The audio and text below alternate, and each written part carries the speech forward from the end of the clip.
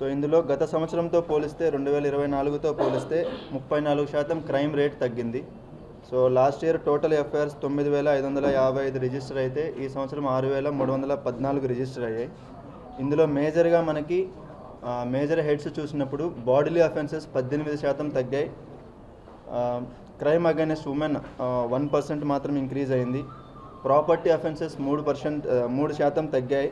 Road accidents 21% తగ్గింది. Crime against ఎస్సీస్ and ఎస్టీస్ 33% తగ్గింది. మనకి మిస్సింగ్ కేసులు 13% తగ్గాయి.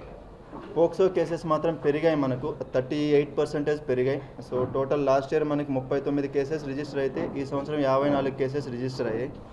సో ఓవరాల్గా చూసినప్పుడు 34% డిక్రీజ్ ఉంది లాస్ట్ ఇయర్తో పోల్చుకుంటే. సో మనకి ఇందులో simple hurts, grievous hurts, attempt to murders, rioting, culpable homicides, బాడీలో అఫెన్స్లో అన్ని హెడ్స్ తగ్గాయి. ఒక మర్డర్ మాత్రం పెరిగింది. Murders last year 17 cases register అయ్యాయి. ఈ ఇయర్ 26 కేసెస్ రిజిస్టర్ అయ్యాయి. మర్డర్స్ మెయిన్ పెరగడానికి కారణం ఏంటంటే ఈ జరిగిన 26 మర్డర్స్లో కూడా మనకి ఇల్లీగల్ అఫైర్స్ లేదా ఇంకొకరి భార్యాభర్తల మధ్య అనుమానంతో జరిగిన మర్డర్స్ మనకు మొత్తం 19 కేసెస్ ఉన్నాయి 26లో. అదే పోయిన సంవత్సరం అయితే మనకు వాటి వల్ల జరిగిన కేసులు మొత్తం కూడా మనకి 7 కేసెస్. అంటే 2024లో 7 మర్డర్ కేసెస్ ఫ్యామిలీ డిస్ప్యూట్ వల్ల, భార్యాభర్తల తగువ వల్ల, ఇల్లీగల్ అఫైర్స్ వల్ల జరిగితే ఈ సంవత్సరం 19 కేసెస్ అలా జరిగాయి. సో దానివల్ల మనకి మర్డర్ కేసెస్లో ఇంక్రీజ్ జరిగినట్లు కనిపిస్తుంది. తర్వాత మనకి గాంజాకి సంబంధించి, ఎన్డీపీఎస్కి సంబంధించి Srikakulam is doing very good. మనకి 2023లో 19 కేసెస్ రిజిస్టర్ అయినాయి. 2024లో 52 కేసెస్ రిజిస్టర్ అయినాయి. ఈ సంవత్సరం 137 కేసెస్ రిజిస్టర్ అయినాయి. ఓవరాల్గా చూసినప్పుడు 213% మనకి గాంజా కేసెస్ రిజిస్టర్ అవుతున్న కేసెస్ ఇంక్రీజ్ ఉంది. దీంతో పాటుగా మనకు అరెస్ట్ అయిన పర్సన్స్ కూడా, వాళ్ళ పర్సంటేజ్ కూడా బాగా పెరిగింది. లాస్ట్ ఇయర్ 163 మంది అరెస్ట్ అయితే ఈ సంవత్సరం 300 మంది అరెస్ట్ అయ్యారు, 300 పైన అరెస్ట్ అయ్యారు. సో దీనికి మేజర్ రీజన్ ఏంటంటే మనకి ఒక టాస్క్ ఫోర్స్ టీమ్ని మనం పెట్టి, ఎస్పెషలీ డిస్ట్రిక్ట్ లెవెల్లో టాస్క్ ఫోర్స్ని పెట్టి వాళ్ళ ద్వారా మనకి గాంజా ఎన్ఫోర్స్మెంట్ మీద స్పెసిఫిక్గా మనం ఫోకస్ చేయడం ఒకటి. ప్లస్ ఇంటర్ స్టేట్ బార్డర్ ఏదైతే ఉందో, ఇచ్చాపురం కావచ్చు, పాతపట్నం కావచ్చు, కొత్తూరు కావచ్చు, మెలియాపుట్టి కావచ్చు, అక్కడ ఫోకస్ చేయడం ఒకటి. చెక్ పోస్టులు పెట్టి సీసీటీవీస్ ద్వారా మానిటరింగ్ చేస్తూ చేయడం ఒకటి. డైనమిక్గా వెహికల్ చెకింగ్ చేయడం ఒకటి. ప్లస్ రైల్వే స్టేషన్స్ ఏవైతే ఉన్నాయో అవి ఫోకస్ చేయడం ఒకటి. వీటిల్లో మనకి లోకల్ కన్జంప్షన్ ప్యాటర్న్ ఒకటి అండ్ బయటికి వెళ్తున్నది ఒకటి. సో లోకల్గా ఎవరైతే కన్జ్యూమ్ చేస్తున్నారో ఈ లోకల్గా మొత్తం మనకి ఈ డిస్ట్రిక్ట్కి సంబంధించి 63 మందిని అరెస్ట్ చేయడం జరిగింది. అంటే లోకల్గా రిపీట్ మనకి ఇక్కడే కన్జ్యూమ్ చేస్తూ ఇక్కడే ఉన్న వాళ్ళని. రిమైనింగ్ పర్సన్స్ అంతా మనకి బయట స్టేట్ వాళ్ళు, బయట state in the sense Telangana or Maharashtra, Bihar, Kerala కానీ, తమిళనాడు కానీ ఈ స్టేట్స్కి సంబంధించిన వాళ్ళు ఉన్నారు. మన జిల్లాకు సంబంధించి వీళ్ళల్లో 16 మంది రిపీట్ అఫెండర్స్, అంటే మళ్ళీ దొరికిన వాళ్ళు ఉన్నారు. వీళ్ళందరిపైన మనము పిట్ ఎన్డీపీఎస్ కింద మనము ప్రపోజల్స్ పంపించడం జరిగింది. అది మనకి గవర్నమెంట్ దగ్గర పెండింగ్ ఉన్నాయి. అది ఆల్రెడీ మనం నవంబర్, డిసెంబర్లో పంపించాము. అవి లాస్ట్ 3 మంత్స్లో పంపించిన 16 కేసులకు సంబంధించి పంపించాము. వాటికి సంబంధించి మనకు వన్స్ ఆర్డర్స్ వచ్చిన తర్వాత వీళ్ళందరినీ కూడా మనం రిమాండ్ చేయడం జరుగుతుంది. ఇది కాకుండా ఈ సంవత్సరం మనకి ఎన్డీపీఎస్ కేసెస్లో కూడా కన్విక్షన్స్ వచ్చాయి. ఒక 2 కేసెస్లో కన్విక్షన్స్ వచ్చాయి. అందులో 10 years ఒకరికి వచ్చింది, 4 years ఒకరికి వచ్చింది, పనిష్మెంట్స్ వచ్చాయి. సో మనకి జ్యుడిషియరీ తోటి కోఆర్డినేట్ చేసుకుని ఆ కన్విక్షన్స్ పైన కూడా మనం ఫోకస్ చేయడం జరుగుతుంది. ఇది కాకుండా కొంతమంది పైన కేసెస్ రిజిస్టర్ చేయకుండా డీ అడిక్షన్ సెంటర్కి పంపించి వాళ్ళందరినీ మనం రీహాబిలిటేట్ చేయడం కూడా జరుగుతుంది. అది మనం ఇక్కడ మనకి శ్రీకాకుళంలో కాకుండా వైజాగ్కి పంపిస్తున్నాం వాళ్ళందరినీ. దానికి సంబంధించి చేస్తున్నాం. దీంతో పాటుగా మనం మేజర్గా ganja anti drug awareness campaign అన్నది లాస్ట్ 1.5 year నుంచి కూడా మనం సంకల్పం కింద ఆ ప్రోగ్రామ్ని రన్ చేయడం జరుగుతుంది. అది కంటిన్యూ చేస్తున్నాం మనము. అన్ని కాలేజెస్ కావచ్చు, స్కూల్స్ కావచ్చు, ఆర్ ఇంపార్టెంట్ ప్లేసెస్ ఏవైతే ఉన్నాయో అక్కడ కావచ్చు, with coordination from all the departments మనం చేస్తున్నాము. ఈ ఇయర్ దాంతోపాటుగా మనం అభ్యుదయం సైకిల్ యాత్ర అన్నది కూడా ఒకటి ఎంటైర్ వైజాగ్ రేంజ్లో చేస్తున్నాము. అది మనకు ప్రజెంట్ శ్రీకాకుళంలో రన్ అవుతుంది. దానికి సంబంధించి కూడా క్లోజింగ్ ప్రోగ్రామ్ మనకి, అంటే ఓపెనింగ్ మనం జేఆర్పురం శ్రీకాకుళంలో స్టార్ట్ చేసి ఇచ్చాపురంలో క్లోజింగ్ పెడుతున్నాము. సో ఇది ఓవరాల్గా ఇదేంటంటే అభ్యుదయం సైకిల్ యాత్ర కింద మనకి 5 జిల్లాలు, వైజాగ్ రేంజ్కి సంబంధించిన 5 జిల్లాల్లో మొత్తం వాళ్ళు ఆల్మోస్ట్ 1400-1500 కిలోమీటర్స్ పోలీస్ పర్సన్స్ అందరూ సైకిల్ ర్యాలీ చేసి ఆ స్కూల్స్, కాలేజెస్, మండల్స్ అన్నింటిలో కూడా వాళ్ళ అవేర్నెస్ పెంచడం అనేది జరుగుతుంది. దెన్ మనకి రోడ్ యాక్సిడెంట్స్కి సంబంధించి టోటల్గా 2024తో పోల్చుకుంటే ఈ సంవత్సరం 23% తగ్గింది. సో ఇందులో మనకి ఫ్యాటల్ యాక్సిడెంట్స్, అంటే ఒక యాక్సిడెంట్ జరిగినప్పుడు చనిపోతే మనం అందులో ఎవరైనా వ్యక్తులు చనిపోతే అది ఫ్యాటల్ యాక్సిడెంట్ కింద తీసుకుంటాం. అవి పోయిన సంవత్సరంకి ఇప్పటికి 13% తగ్గాయి. పోయిన సంవత్సరం 279 కేసెస్ రిజిస్టర్ అయితే ఈ సంవత్సరం 243 కేసెస్ రిజిస్టర్ అయినాయి. నాన్ ఫ్యాటల్ అంటే చనిపోకుండా మామూలుగా ఇంజురీస్తో జరిగిన cases last year 608 cases, year 459 cases register అయినాయి. అంటే ఆల్మోస్ట్ 25% డిక్రీజ్ ఉంది. వీటిలో చనిపోయిన వ్యక్తుల డెత్లు లాస్ట్ ఇయర్ 288, ఇయర్ 266. ఇంజూర్ అయిన persons last time 1034 year 801. So మీరు చూస్తే రోడ్ యాక్సిడెంట్స్లో మేజర్ ఇంప్రూవ్మెంట్ ఉంది మనకి. ఓవరాల్ స్టేట్లో చూసినప్పుడు కూడా Srikakulam is doing very well in road accidents. టోటల్గా 23% డిక్రీజ్ అయింది. మనము ఇది వాష్ అండ్ గో, అంటే నైట్ టైం ఎవరైతే ట్రావెల్ చేస్తూ ఉంటారో వాళ్ళకి నిద్ర అది కొంచెం ఎక్కువ వచ్చినప్పుడు యాక్సిడెంట్స్ ఎక్కువ జరుగుతున్నాయి కాబట్టి ఫేస్ వాష్ ప్రోగ్రామ్ అనేది ఒకటి పెట్టారు. అది కూడా ఏంటంటే ఏదో ర్యాండమ్గా చేసామన్నట్లు కాకుండా డేటా అనాలిసిస్ చేసుకొని స్పెసిఫిక్ టైమింగ్స్లో ఎక్కువ జరుగుతున్నాయి మనకి. ఎస్పెషల్లీ నైట్ 3 o'clock నుంచి మార్నింగ్ 6 o'clock మధ్యలో ఇలాంటి యాక్సిడెంట్స్ ఎక్కువ జరుగుతున్నాయి.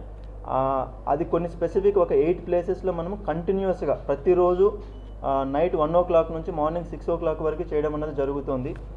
ఇది కాకుండా బ్లాక్ స్పాట్స్కి సంబంధించి హైవే అథారిటీస్ తోటి కోఆర్డినేట్ చేసుకొని, R&B వాళ్ళతోటి కోఆర్డినేట్ చేసుకొని ఈ బ్లాక్ స్పాట్స్లో మనం కరెక్షన్ మెజర్స్ తీసుకోవడం, అంటే అక్కడ లైటింగ్ పెట్టడం కావచ్చు, బుషెస్ ఏదైనా ఉంటే క్లియర్ చేయడం కావచ్చు, సైన్ బోర్డ్స్ ప్రాపర్గా పెట్టడం కావచ్చు, ఇలాంటివన్నీ చేస్తూ ఉన్నాము. ఈ ఇయర్లో మనకేంటంటే జనవరి సంవత్సరం మొత్తం కూడా రోడ్డు భద్రతకు సంబంధించిన మంత్ లాగా సెంట్రల్ గవర్నమెంట్ డిక్లేర్ చేసింది. సో దానికి సంబంధించి ఈ ఇయర్ నుంచి మనము సంకల్పం ప్రోగ్రామ్ కిందనే ఆల్రెడీ చేస్తూ ఉన్నాం. రోడ్ యాక్సిడెంట్ అవేర్నెస్కి గాంజాతో పాటు ఇది కూడా చేస్తూ ఉన్నాం. ఈ ఇయర్ నుంచి కొత్త ప్రోగ్రామ్ ఒకటి స్టార్ట్ చేసి రోడ్ యాక్సిడెంట్స్ అవేర్నెస్ అనేది కూడా మనం పెంచడం జరుగుతుంది. ఈ ఇయర్ కంప్లీట్గా జనవరి టు డిసెంబర్ వరకు కూడా మనము డ్రంక్ అండ్ డ్రైవ్ పైన ఫోకస్ చేసాం. ఎందుకంటే పాత డేటా అనాలిసిస్ చేసుకున్నప్పుడు మనకి 2 వీలర్స్ యాక్సిడెంట్స్లో ఎక్కువ ఇన్వాల్వ్ అయి ఉంటున్నారు. ఎస్పెషల్లీ ఈవినింగ్ టైమ్స్లో, అర్లీ మార్నింగ్స్లో 2 వీలర్స్ ఎక్కువ ఇన్వాల్వ్ అయి ఉన్నాయి.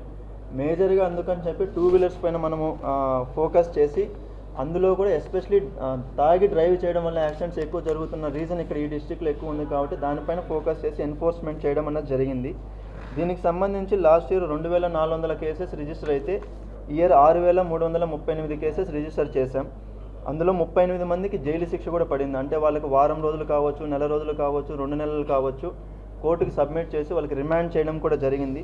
286 మందికి 10,000 పైన ఫైన్ వేయడం జరిగింది. అంటే వాళ్ళు మరీ అంటే మామూలు డ్రంక్ అండ్ అంటే ఒక 40-50 ml కాకుండా మరీ ఎక్కువ రీడింగ్ రావడం వాళ్ళకి, అది చేయడం వల్ల వాళ్ళకి మనం ఎక్కువ ఫైన్ కూడా కోర్టు ద్వారా వేయించడం జరిగింది.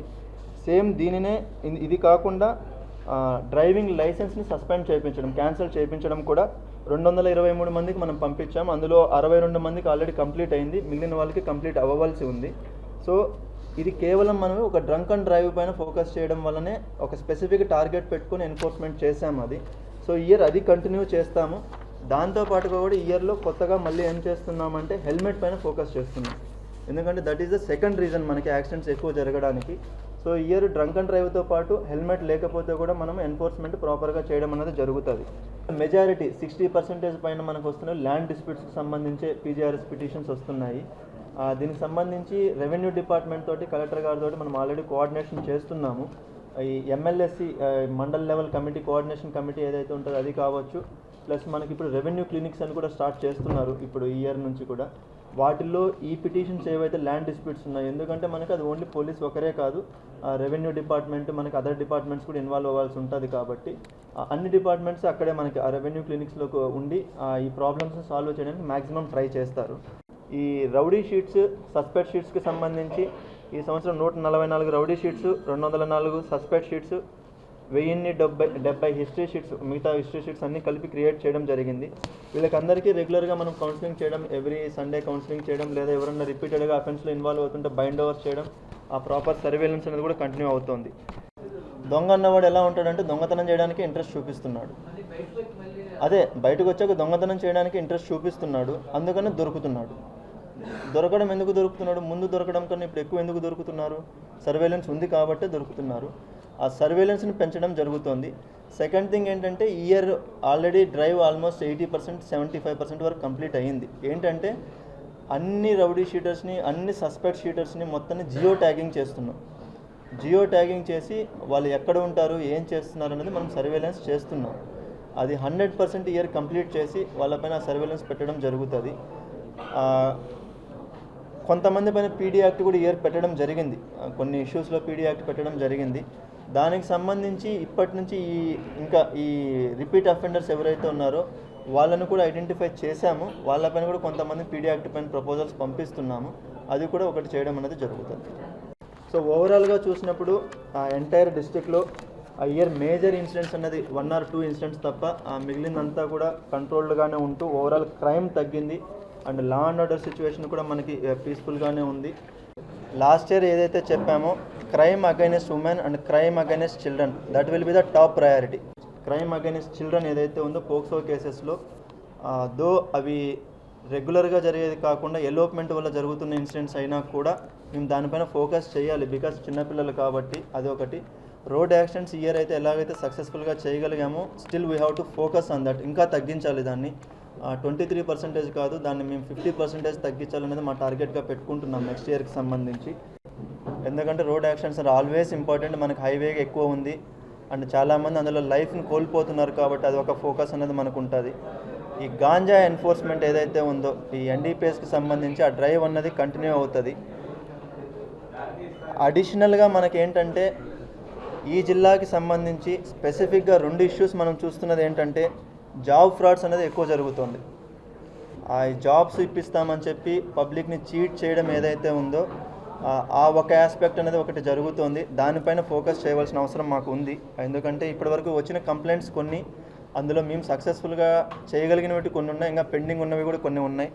దానిపైన మేము ఒక స్పెషల్ టీమ్ని ఫామ్ చేసుకుని అది వర్కౌట్ చేసుకోవాలి. ఇది కాకుండా మనకి రెగ్యులర్గా జరిగే ఈ క్రైమ్ బాడీలీ అఫెన్సెస్ కావచ్చు, ఇవి ల్యాండ్ డిస్ప్యూట్స్ కావచ్చు, వీటికి సంబంధించి ఫోకస్ చేయడం. One area where we have to improve, చాలా ఎక్కువ ఇంప్రూవ్ చేయవలసిన అవసరం ఏదంటే సైబర్ క్రైమ్స్కి సంబంధించి. ఆ ఇయర్ చూస్తే కూడా మనకి సైబర్ క్రైమ్ అనేది రిపోర్ట్ అవుతుంది. 1930 కావచ్చు, లేదంటే ఎఫ్ఐఆర్ రిజిస్ట్రేషన్ కావచ్చు. దీనికి సంబంధించి అఫెన్సెస్ అనేది ఇంక్రీజ్ అవుతుంది. బట్ పబ్లిక్లో అన్నది మనకి స్టిల్ అవేర్నెస్ పెరగాలి. ఎందుకంటే సైబర్ క్రైమ్కి సంబంధించి ప్రివెంటివ్ స్టెప్స్ అనేది మనకి మోస్ట్ ఇంపార్టెంట్. ఇది కాకుండా దాని ఇన్వెస్టిగేషన్కి సంబంధించి వాళ్ళని ఎలా ట్రేస్ చేయాలి, పోగొట్టుకున్న మనీని ఎలా రికవరీ చేయాలన్నది మాకు ఆ పోలీస్ క్యాపబిలిటీ అనేది ఇంకా పెంచుకోవాల్సిన అవసరం ఉంది. ఆ స్కిల్స్ పెంచుకోవాల్సిన అవసరం ఉంది మాకు. ఈ సైబర్ క్రైమ్స్ పైన కూడా మనకి ఆ డిటెక్షన్ పర్సంటేజ్ అనేది పెరుగుతుంది. Because right now we're weak in that, we're accepting that. అది మేము ఇంప్రూవ్ చేసుకోవాలి.